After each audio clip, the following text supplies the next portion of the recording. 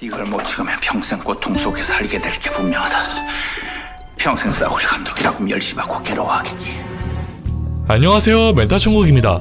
오늘 말씀드릴 작품은 넓은 스펙트럼으로 다양한 장르의 영화들을 선보여왔던 김지훈 감독님의 신작이자 70년대 시대상을 반영한 극 중 극의 신선한 소재와 화려한 배우진들로 인해 많은 기대감을 불러모은 영화 거미집 심층 리뷰입니다. 세트장을 폐쇄시켜. 나 있다는 게 아래. 김 감독 현장은 막장의 콩가루야. 영화 거미집은 작중 송강호 배우가 연기한 김 감독의 작품이며 이미 촬영을 마친 이 영화를 꿈속에서 번뜩인 아이디어로 인해 결말 수정 및 재촬영을 감행하며 무모한 사투를 벌이는 시대극입니다. 70년대를 배경으로 하고 있는 만큼 검열이 난무하던 당시에 어떠한 도전으로 작품을 완성하였고 또 열린 결말에 대해서도 이야기해보도록 하겠습니다. 자, 그럼 리뷰 제대로 시작해보죠. 그리고 스포일러가 포함되어 있으니 영화를 먼저 관람하시고 보시는 것을 추천드립니다. 우선적으로 추석에 개봉하는 영화인 만큼 시기에 알맞는 포인트로 관람을 해도 되는지가 흥행으로서 가장 중요한 요소라고 생각하는데, 개인적으로는 확답을 드리기가 매우 어려운 영화였습니다. 굳이 꼭 골라야 한다면 아닌 쪽에 더 가까웠죠. 영화는 기본적으로 극 중 극이라는 자칫하면 난잡할 수도 있는 소재를 어렵지 않게 풀이하고 있습니다. 다만 특정 세대 감성을 자극한 70년대를 배경으로 하고 있으며 대중성과는 거리가 있는 블랙 코미디에 결정적으로 예술성에 더 가까운 작품성을 보여주고 있었기 때문인데요. 다만 그렇다고 해서 이러한 요소들이 작품을 아방가르드하게 만든다거나 무조건 의미를 찾아야 하는 강박을 요구하지 않는다는 점에서 대중성과 예술성 사이에서 아슬아슬하게 줄타기를 하고 있었습니다. 물론 숨겨진 메타포가 정말 많이 담겨져 있는 영화이지만 기본적으로 영화의 본질은 재미로부터 비롯된다는 김지훈 감독만의 공식을 확실하게 지키고 있는 영화였기에 가족영화로 바라보기보다는 영화를 진심으로 사랑하는 분들에게 선물하고픈 K-바빌론 같은 영화였습니다. 영화 거미집에서 가장 명확하게 강조되는 것은 단연코 열정일 것입니다. 깐깐하기로 소문난 각종 검열과 소문에 의한 정신적인 공격들을 버텨내면서도 작품을 만들어가야 하는 감독과 배우들의 고통은 이미 옛날부터 이어져 왔던 문제들이었지만, 그럼에도 충격적이고 색다른 시도를 선보인 영화들이 쏟아져 나왔던 것은 상당히 아이러니한 부분일 것입니다. 하지만 오늘날은 어느정도 자유가 보장되어 있음에도 불구하고 양산형이라는 단어 하나로 퉁치고 넘어갈 수 있을 정도로 독창성이 부족하게 느껴지는 영화들이 나오고 있다는 반응 또한 심심치 않게 찾아볼 수 있는 상황이죠. 이 부분에 대해서 개인적으로 생각해봤던 것은 이미 한참 이전부터 신선함과 충격적인 영화들을 발굴해낸 상상력들이 현대에 와서는 일종의 클리셰로 통용되어 이보다 더한 무언가를 보여주기 어려운 환경이 되었다고 느끼고 있기도 했습니다. 그렇다고 새로운 시도를 해보자니 처참한 흥행 실패로 이어지는 경우도 태반이었기에 더욱 암울하겠죠. 물론 그렇다고 이 영화가 현대의 감독과 배우들이 열정이 없다는 것 마냥 비판적인 이야기를 하고 있는 것은 절대 아닙니다. 다만 문화적 한계점과 비용에 대한 사업성을 감안하더라도 인식이 현저히 안 좋아지고 있는 것은 씁쓸한 현실이죠. 하지만 이 영화는 이러한 상황들 속에서도 열정이라는 희망을 외치는 방식이 여러 악조건 속에서도 포기하지 않고 자신이 믿는 길을 가야 한다는 대사를 정우성 배우가 연기한 신 감독의 독백을 통해서 짧지만 강한 임팩트를 안겨주었습니다. 나 자신을 믿어야 한다는 이야기는 누구나 할 수 있는 말이기에 뻔한 클리셰에 가까운 수준이지만, 이 독백의 진정한 가치는 대상이 관객이 아닌 예술을 하는 창작자에게 건넨다는 점에서 누군가가 건네줬어야 하는 말을 김지훈 감독이 영화 속에 고스란히 담아내고 있었다고 느꼈습니다. 관객들에게 메시지를 전달하고자 하는 감독은 누구에게서 메시지를 받고 자신감을 얻을 것인지가 핵심인 것이죠. 비록 제한이 아예 없진 않더라도 최종 결정을 내리고 이미지를 각인시킬 수 있는 감독이라는 존재의 정체성을 다시금 일깨워주는 모습이기 때문에 그 잠깐의 뻔한 말투성이인 독백이 관객들에게도 상당히 깊은 인상을 안겨주었던 것이 아닐까 싶더군요. 요즘은 희망찬 영화에서만 찾아볼 수 있는 이 열정이라는 키워드를 블랙 코미디 장르에서 느껴볼 수 있다는 것 자체가 상당히 인상적이었다고 말씀드리고 싶습니다. 사실 이 영화는 감독 이외에도 겉으로 모습을 드러내야 하는 배우들과 카메라의 뒤에서 보조 역할을 맡고 있는 스태프들의 비중도 거의 토시 하나 빼먹지 않고 각자만의 상황을 납득시키고 있습니다. 촬영의 외적인 부분에서 비밀을 숨기거나 투정만 부리는 배우들과 현실 사정 때문에 제작을 완고히 반대하는 회장에 무턱대고 열정부터 앞세우는 조력자들 등등 모두 처음엔 전혀 다른 관심사에 의해 갈등이 빚어지고 이를 통한 해프닝이 줄을 잇고 있지만 각자만의 넘어서는 안 될 강을 건너고 솔직함을 드러내기 시작하는 순간 현장에서의 코믹스러운 분위기는 오로지 열정으로만 가득 채워지게 됩니다.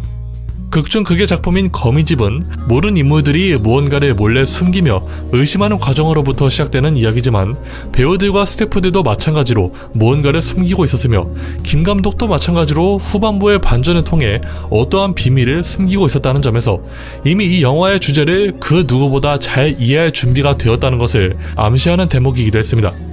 이러한 과감한 도전의 연속은 비록 고집불통 김 감독에 의한 민폐짓이었지만 일이 점점 커지면서 또 다른 대처 방법을 찾고 수많은 사람들을 동화시켜 플랑스캉스 씬을 촬영하는 부분에선 매우 진한 노고가 담겨지는 효과도 있었습니다.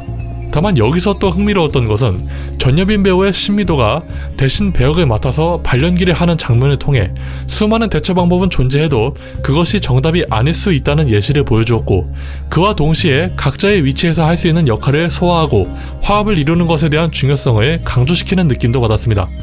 애써 숨기려 했던 임신의 진실을 모두 털어낸 정수정 배우의 한유림이 마음을 굳게 잡고 초심을 되찾으며 메소드 연기를 펼치러 돌아오는 장면에선 왠지 모를 쾌감이 느껴지기도 했습니다.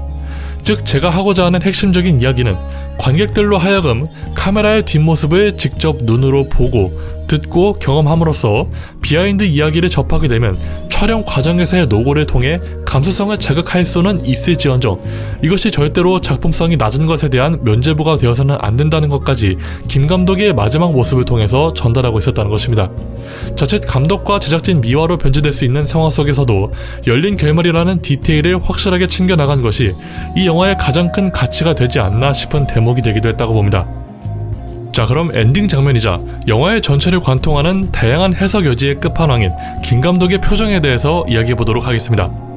일단 확실히 말씀드리자면 말 그대로 앞서 설명했던 것들을 바탕으로 열린 결말에 대한 개인적인 해석을 해보는 것뿐이니 참고 정도로만 생각해주시면 감사드리겠습니다. 우선 모두가 기립박수를 치는 와중에 혼자서만 의미심장한 정색을 하고 있는 김 감독의 표정을 들여다보기 위해서 짤막하게 반복적으로 등장했던 과거를 살펴볼 필요가 있어 보였습니다.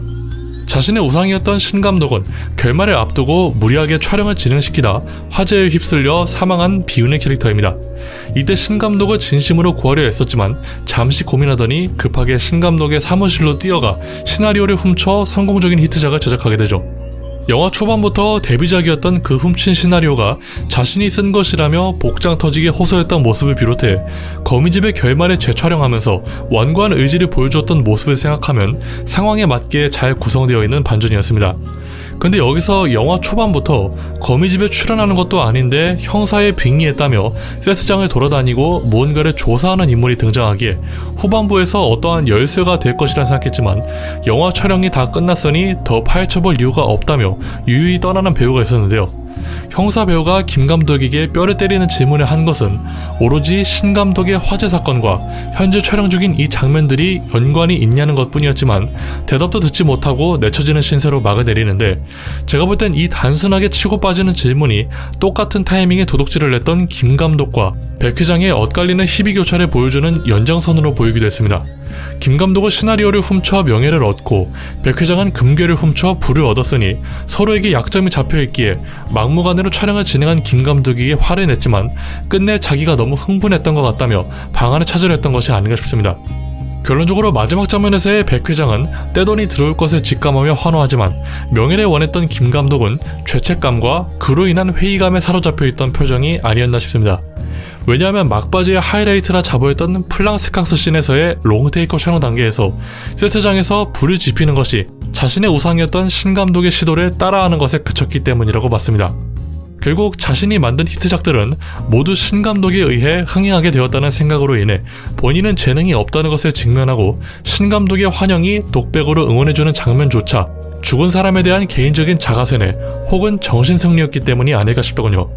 근데 여기서 해석을 살짝 비틀어서 신 감독의 독백신이 망상이 아니라 예술가의 혼이 담긴 초자연적인 환상이 맞다고 친다면 결국 이 비극적인 스토리에서 최후의 웃음을 가져가는 인물은 명작을 찍은 김 감독도 막강한 부를 얻게 될 백 회장도 역대급 톱스타들이 될 배우들도 아닌 진정한 예술가 신 감독이라고 생각합니다. 혹시 누가 알겠습니까?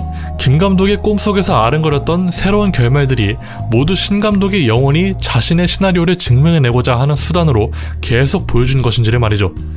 뭐 일단 이건 넘어갔으니까 다시 본론으로 돌아오자면 김 감독의 거미집은 결국 그의 두 번째 히트작이자 마지막 작품이 된 채로 영화계를 떠나게 되는 것이 이 영화의 뒷이야기가 될 것으로 해석해봤습니다. 이를 통해 앞서 설명해드렸던 열정이라는 키워드에 긍정과 부정이 동시에 담겨져 있었고 제작진들의 뒷이야기가 작품성 평가에 영향을 끼쳐서는 안 된다는 마무리를 보여줬다고 생각했습니다. 어차피 작중 거미집을 관람한 관객들은 우리들과 마찬가지로 결말이 완전히 이해가 되지 않더라도 스토리의 맥락은 파악했으니 집중하고자 하는 장면만 기억하게 될 것이기 때문입니다. 저희 같은 경우에는 다른 건 다 모르겠고 플라스 캉스가 롱테이크 촬영 기법인 것은 확실히 알고 극장에 나오게 된 것처럼 말이죠. 결론적으로 아이러니한 역사는 늘 반복되며 그 내면이 가진 진실을 창작자와 시청자가 어떻게 받아들이냐에 따라 작품의 흐비는 한 끗 차이로 엇갈린다는 입장이었습니다. 사실 이렇게 별거 아닌 얘기를 신나서 과대 해석해보긴 했지만 솔직히 말해서 절대 명작이라고 할 수는 없는 영화였습니다. 그러나 확실하게 말씀드릴 수 있는 것은 칭찬을 한번 시작하면 도저히 멈출 수 없을 정도로 한없이 장점만 언급하게 되는 정말 오묘한 매력을 가진 영화임은 분명했습니다. 그럼 리뷰는 이것으로 마치도록 하고요. 리뷰가 마음에 드셨거나 도움이 되셨다면 구독과 좋아요, 알람 설정, 댓글 부탁드리며 저는 이만 물러가겠습니다. 빠이빠이. 오케이!